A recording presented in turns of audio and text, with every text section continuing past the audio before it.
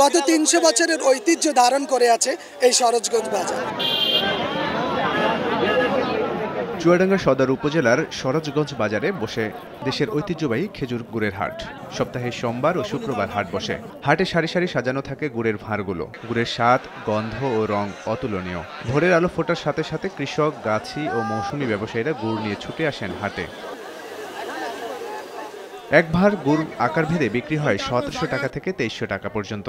ব্যাপারীরা নলেন ও ঝোলা গুড় দেখে দরদাম ঠিক করে ওজন দিয়ে কিনে ট্রাকে লোড করে নিয়ে যান দেশের বিভিন্ন বাজারে। প্রায় ১ কোটি টাকার গুড় বিক্রি হয় সপ্তাহে।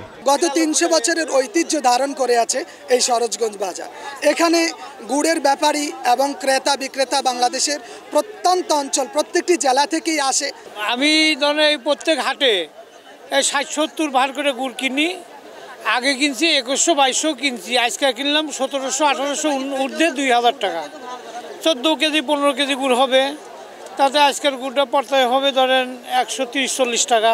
আমি এখানে দীর্ঘ ৩০ বছর ধরে এখানে হাট করি।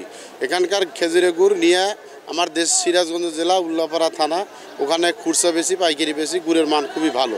অনেক গুড় এখানে, এত গুড় আমরা এরকম হাড়িতে এরকম গুড় দেখিনি কখনো, রাজশাহীতে এরকম পাওয়া যায় না।